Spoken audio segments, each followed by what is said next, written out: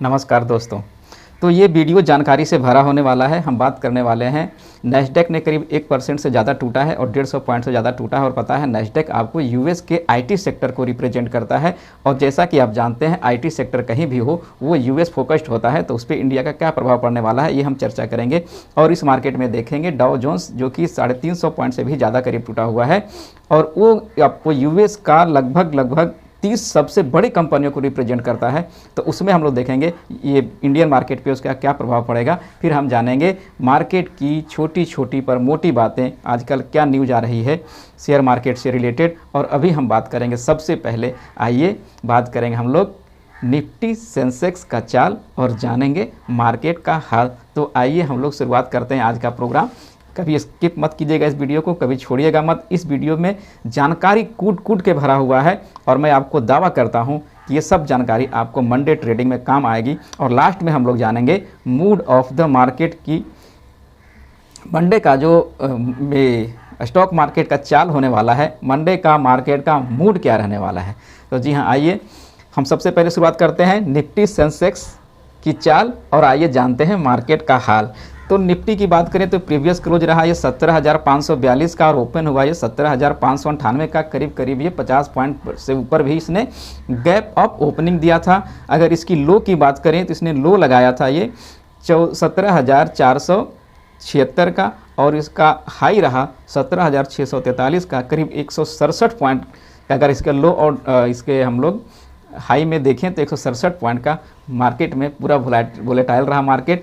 और लगभग दोनों तरफ इसने डाउन ट्रेंड वालों को भी परेशान किया और अप ट्रेंड वालों को भी परेशान किया। लगभग मुझे लगता है दोनों तरफ के स्टॉप लॉस खा के ये फिर मार्केट वहीं क्लोज हुआ जहां ये पिछले दिन बंद हुआ था। जी हाँ, तो इससे क्या हुआ, इन्वेस्टर और ट्रेडर पूरे परेशान रहे ये लास्ट फ्राइडे के दिन। तो आइए हम जानते हैं आगे अब क्या होने वाला है, हम लोग लास्ट में जानेंगे मूड ऑफ द मार्केट में।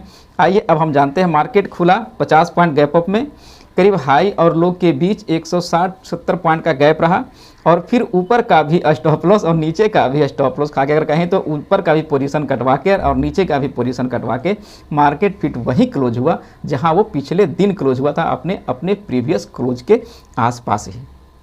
आइए अब हम लोग जानते हैं इंडियन इंडिसेस। सेंसेक्स 58,830 पे बंद हुआ, ये करीब 36 पॉइंट मामूली सा बढ़त के बाद, कारण कि मार्केट जाके पहले बताया वहीं बंद हुआ था प्रीवियस क्लोज के पास। और निफ्टी भी अपने मामूली बढ़त के साथ मात्र नहीं, ये तो 3 पॉइंट माइनस में ही जाके बंद हुआ नाम मात्र का। निफ्टी बैंक की बात करें तो ये 119 पॉइंट प्लस में रहा और निफ्टी मिड कैप की बात करें तो ये 114 पॉइंट माइनस में रहा।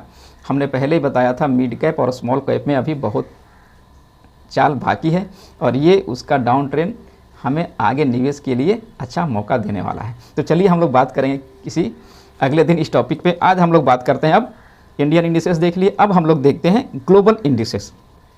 एसजीएक्स निफ्टी ये 17,511 पे बंद हुआ, 28 पॉइंट माइनस में ये भी बंद हुआ है। नैस्डैक ये बताया था आपको कि 154 पॉइंट माइनस में बंद हुआ। अगर परसेंटेज में बात करें तो 1.31% माइनस में बंद हुआ है। डैक्स जो कि जर्मनी का मार्केट है ये करीब 420 पॉइंट प्लस में बंद हुआ है और 3.33% इसका प्लस में रहा। एफटीएसी जो कि यूके का मार्केट है, इसने भी बहुत दिनों के बाद आज 132 पॉइंट प्लस में बंद हुआ, करीब ये 2% से नीचे ही बंद रहा। तो देखिए ग्लोबल मार्केट से भी मिला जुला ही आ रहा है, जहां यूएस मार्केट माइनस में रहा वहीं पे जर्मनी और यूके मार्केट प्लस में दिखा रहा है। अब देखिए यहाँ से आपको एक क्या है क्लू मिल रहा है। क्या क्लू मिल रहा है, तो नैस्डैक टूटा है 150 पॉइंट, 1% से ज़्यादा अच्छी खासी बिकवाली हुई है। और नैस्डैक मोस्टली आईटी कंपनी को रिप्रेजेंट करता है और आईटी कंपनी चाहे कहीं का हो दुनिया में वो यूएस फोकस्ड होता है, कहीं ना कहीं वो यूएस से कनेक्टेड होता है। और जैसा कि हम लोग देख रहे हैं यूएस में जो नैस्डैक है वो यूएस के आईटी कंपनी को ही रिप्रेजेंट करता है। तो जब वहाँ की आईटी कंपनी का इंडेक्स टूट रहा है तो मोस्ट प्रोबेबली इंडिया का भी आईटी कंपनी टूटेगा, ये हमें क्लू दे रहा है। ऑलरेडी इंडिया में आईटी कंपनी अभी डाउन ट्रेंड में ही चल रहा है, तो मंडे को भी इसका ट्रेंड डाउन में ही जारी रहेगा, ये ऐसा यहाँ से क्लू मिल रहा है। अब देखिए हम लोग बात कर लेते हैं वीकली मार्केट हमारा कैसा रहा निफ्टी का। निफ्टी इस वीक में क्या हुआ, तो निफ्टी अगर वीकली बात करें तो उसने हाई इसका रहा 17,777 का, और इसका लो रहा 17,166 का, और ये करीब वीक में 2% का रिटर्न दिया, यानी प्लस में बंद हुआ है। इतने वोलेटाइल होने के बावजूद ये निफ्टी 2% रिटर्न देने में कामयाब रहा। यूएस फेड के बजट के आने के बाद ही मंडे गैप डाउन हुआ था, और उसने फिर ट्यूसडे को सारा डाउन जो हुआ था, जिसने मंडे को जितना निफ्टी ने डाउन ट्रेंड दिखाया था, उसने ट्यूसडे को लगभग सारा उसने कवर कर दिया था। और फिर बुधवार को गणपति बप्पा का छुट्टियों के बाद बृहस्पतिवार को फिर से मार्केट टूटा, और टूटने के बाद शाम तक लगभग उसने बहुत सारा लॉस कवर कर लिया था। और फिर फ्राइडे को जहां उसने प्रीवियस क्लोज हुआ था, फिर से घूम के मार्केट क्लोज वहीं पे दिया। तो मार्केट दिखा रहा है कि हम वोलेटाइल तो बहुत हो रहे हैं, लेकिन हम कहीं जाने वाले नहीं हैं। तो इससे चलिए हम लोग बाद में बात करेंगे मूड ऑफ मार्केट में बाकी चीज़ों का। आज एक चीज़ की हम बात करने वाले हैं जो हम लोग मोस्टली देखते हैं, जो वोलेटिलिटी को इंडेक्स को ये चीज़ बताता है, वो होता है इंडिया विक्स। तो देखिए, मैंने पहले बताया था हमारा जो वीडियो है वो मोस्टली बिगिनर को डेडिकेटेड होता है। तो मैं पहले आपको बता देता हूँ इंडिया विक्स क्या होता है, फिर हम लोग हर बार इसकी चर्चा करेंगे, फिर हम बार इस चीज़ को नहीं बताएंगे इंडिया विक्स क्या होता है। तो India VIX is a short form of India volatility index, मतलब वो इंडिया की मार्केट में जो वोलेटिलिटी होती है उसको रिप्रेजेंट करता है, उसको हम लोग इंडिया विक्स कहते हैं। इफ देखिए, India it is the volatility index that measure the market expectation of volatility over the near term of 30 days. इसका क्या होता है, जैसे अगर इंडिया विक्स अभी हम अगर मान के चलें कि 10 है, तो 10 का मतलब ये होता है कि नियर टर्म में जो वोलेटिलिटी हो सकता है वो 10% नीचे भी जा सकता है और 10% ऊपर भी जा सकता है। ये सीधा मतलब इसका समझिएगा। अगर अभी इंडिया विक्स 20 के आसपास है तो ये समझना चाहिए कि इंडिया इसने वोलेटिलिटी अगर दिया तो हो सकता है 20% डाउनवर्ड्स में भी जा सकता है और 20% अपवर्ड्स में भी जा सकता है। इंडिया विक्स का सीधा मतलब आप यही समझ लीजिएगा। ये वोलेटिलिटी को रिप्रेजेंट करता है और जितना इसका पॉइंट होता है, पॉसिबल होता है कि उतना वो ऊपर या नीचे जा सकता है। चलिए, इतना समझ गए। अब हम लोग इन सारी जानकारियों के बावजूद एक चीज़ हमारे बच गया है, और वो हम लोग अब जानेंगे मार्केट की छोटी छोटी पर मोटी बातें, वैसे इन्फॉर्मेशन जो पूरे सप्ताह में छन के आए हैं, और जो कहीं ना कहीं देखिए होता क्या है, आदमी इन सब चीज़ों से अपडेट नहीं होता है, बस देखता है कि मार्केट क्यों टूट गया, मार्केट क्यों भाग गया। आप इन छोटी छोटी चीज़ों को पकड़िए। जो न्यूज़ आता है, हर किसी का अपना एक वैल्यू होता है और कहीं ना कहीं मार्केट को वो इन्फ्लुएंस करता है। तो आइए हम लोग बात करते हैं मार्केट की छोटी छोटी पर मोटी बातें में। टाटा ग्रुप और साइस मिस्त्री के ग्रुप में फाइटिंग फिर से जारी, यानी विवाद फिर से शुरू हो गया है। अगर बात करें तो इधर फ्यूल एक्सपोर्ट करने वाली कंपनी के शेयरों में गिरावट हुई है। विंडफॉल के चलते सरकार ने विंडफॉल टैक्स बढ़ा दिया है। उसमें मुख्य रूप से रिलायंस में आपने गिरावट देखा होगा, और कई एक ऐसी कंपनियाँ हैं जो पेट्रोलियम प्रोडक्ट का ये एक्सपोर्ट करती है, उसमें उसका गिरावट देखा गया है। जून तिमाही के जीडीपी डेटा के बाद मूडीज ने इंडियन इकोनॉमी की ग्रोथ अनुमान को घटा दिया है, जो कि यहाँ अच्छी बात नहीं मार्केट के लिए है। इंडियन जैसा कि था जीडीपी अनुमान से भी कम आए थे। देश के अहम कोर सेक्टर की ग्रोथ जुलाई में 4.5 रही, जो कि जून में 13.2% थी। ये भी काफ़ी घट के आया था। ये सब बातों को आप गौर किया कीजिए।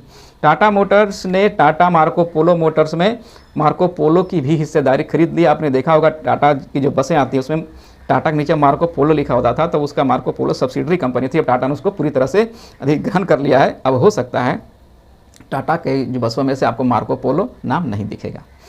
RIL मार्केट के हिसाब से देश की सबसे बड़ी कंपनी है और अब FMCG कारोबार में विस्तार कर रही है। और इस रणनीति के तहत मार्केट में मुकेश अंबानी ने प्योर ड्रिंक ग्रुप के अपने दो उसके सॉफ्ट ड्रिंक का जो ब्रांड है उसने कैंपा कोला और सोयो को खरीद लिया है। तो अब जल्दी ही आपको मुकेश भाई अंबानी है ना, कोका कोला और पेप्सी के साथ फाइट करता हुआ नजर आएंगे। येस बैंक के प्रदर्शन में लगातार होता सुधार का फायदा कंपनी को अब दिखने लगा है और क्रिसिल ने बढ़ाई रेटिंग, और क्रिसिल ने इसका रेटिंग बढ़ा दिया और आउटलुक ने भी इसे अपग्रेड करके पॉजिटिव कर दिया है। अगर हम लोग बात करें तो यूएस फेड मीटिंग जहां करीब 100 से भी ज़्यादा पॉलिसी मेकर इकट्ठा हुए थे, उसमें से क्या ये थी न्यूज़, यूएस ने साफ साफ कहा था कि हम तो अपना इंटरेस्ट रेट बढ़ाएंगे, चाहे हमको इसके लिए इकोनॉमी में स्लो डाउन भी क्यों नहीं देखना पड़े, लेकिन हम अब इंटरेस्ट कंट्रोल करने के लिए कुछ भी कर सकते हैं, जो कि मार्केट में एक बहुत कड़ा संदेश गया था और इससे पूरी दुनिया में लगभग मार्केट हिल रहा है। उसके बाद उदय कोटक का बयान आया कि मार्केट अभी पैनिक है, और उसके बाद 2 दिन पहले एक और बयान आ गया भाई साहब, ये मार्केट को हिला रहा है। मॉर्गन स्टैनली के चीफ माइक विल्सन है जिन्होंने कहा है कि मार्केट में अभी स्टॉक तो लगभग अपने लो को टच किया था जब जून में मार्केट ने लो लगाया था, लेकिन अभी जो इंडेक्स है उसको अपना जून का लो टच करना अभी बाकी है, उसने अभी अपने लो लेवल को टच नहीं करा है, ये कहना है मॉर्गन स्टैनली के। देखिए हम इतना मेहनत क्यों करते हैं, डाटा क्यों निकाल के लाते हैं, आप तक जानकारी इसलिए पहुंचाते हैं ताकि आप उन लोगों में शामिल हों जो मार्केट से पैसे कमा रहे। देखिए मार्केट में दो तरह के लोग हैं, एक वैसे लोग हैं जो लॉस कर रहे हैं और एक वैसे लोग हैं जो पैसे कमा रहे हैं।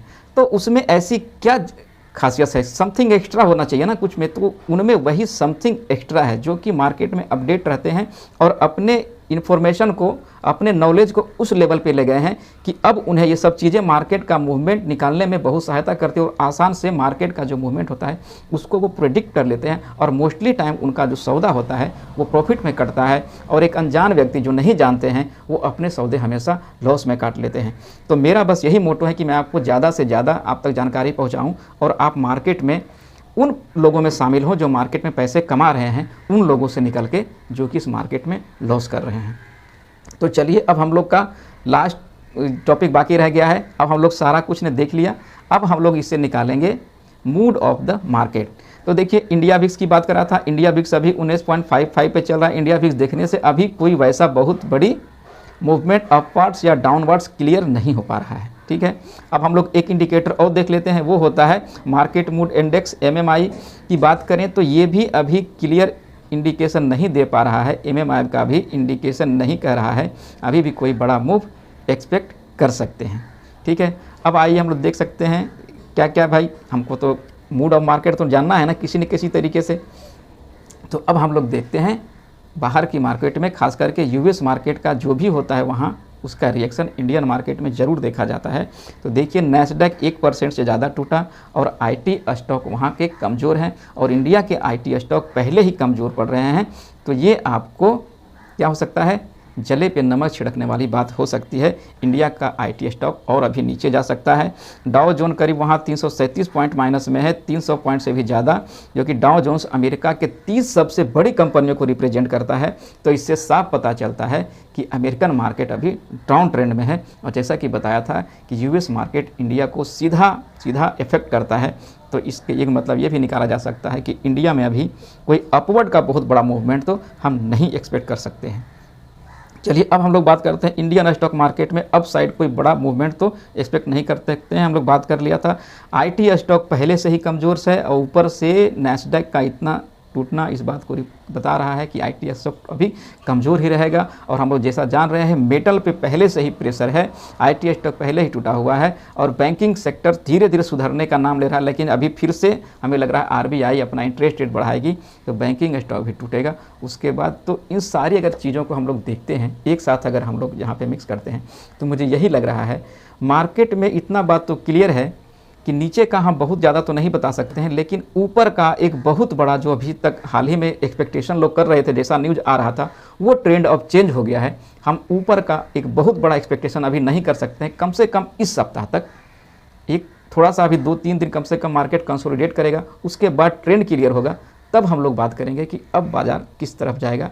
तो अभी इतना जान लीजिए कि मार्केट में कोई अप ट्रेंड बहुत बड़ा एक्सपेक्ट अभी नहीं कर सकते हैं, खास करके ये अगले 2-4 दिनों तक। उसके बाद जैसे ही 2 दिनों मार्केट ट्रेंड होगा, मार्केट में ट्रेड होगा, हम लोग क्लियर करेंगे बात मार्केट कहाँ जाने वाला है। तो चलिए हमने बहुत मेहनत करके ये सारी इन्फॉर्मेशन कलेक्ट किया है, तो प्लीज़ मेरे वीडियो को लाइक कर दीजिए। अगर लगता है कि मेरी दी गई जानकारी आपके लिए यूजफुल है तो अपने जानने वालों में इसको शेयर करिए और मेरे चैनल को सब्सक्राइब कर लीजिए ताकि जब भी मैं कोई वीडियो डालूँ ये आसानी से आप तक पहुँच जाए। चलिए धन्यवाद।